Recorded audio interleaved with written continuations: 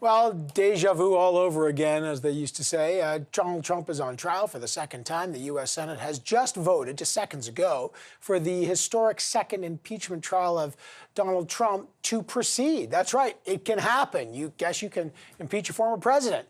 How'd that all go over? Let's get the latest from CTV's Washington Bureau correspondent, Richard Madan. Great to have you back, Rich. What happened today as both sides made their arguments and the vote just happened? Yeah, well, we'll start with that vote because that's a bit of a stunner, Evan. 6 Republicans joined Democrats to say that this impeachment vote is constitutional, despite the arguments from Trump's legal team saying you can't impeach a former president. So the fact that 6 Republicans have joined Democrats, I think that's significant. That's about 1 or 2 more than I anticipated, than most people anticipated. So it really shows that that this impeachment article is fairly cut and dry as opposed to the last few impeachment articles when then President Trump was impeached the first time. Ultimately, we did hear the arguments. Democrats, the impeachment managers, went right out of the gate with some compelling and disturbing video showing those rioters storming the Capitol on January 6th. And then, of course, intersplicing that with Donald Trump's urging for his supporters to go out and, and storm the Capitol.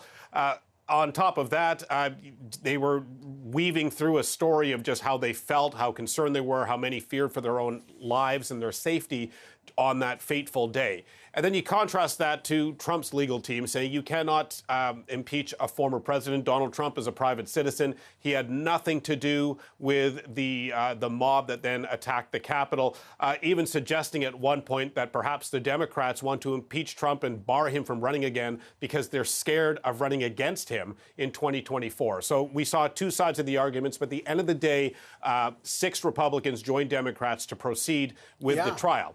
That said, though, Evan, the likelihood of Trump being convicted, I think, is low. As you know, you need 17 Republicans to join the Democrats. I just don't think the Democrats have those votes. But ultimately, this gets put on the record and ultimately impacts Trump's legacy. Yeah, again, you just need the 50+1 to find out if this proceeds. Exactly. They got that plus today, with the 6. Mm-hmm. But you need 17 Republicans because you need the sort of supermajority, 2/3, to actually impeach him. So what happens now, Rich?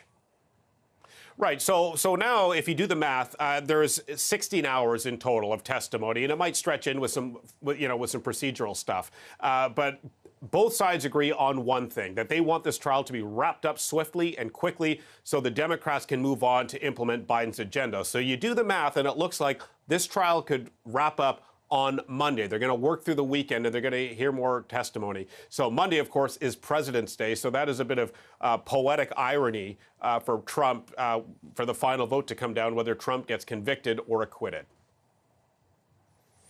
Well, we'll be watching closely. Man, it's fascinating stuff.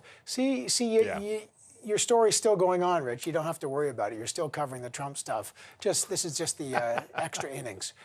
Richard Madan in Washington. Exactly. 4th overtime. You bet. 4th overtime. Yeah, we're used to that. He's a hockey guy.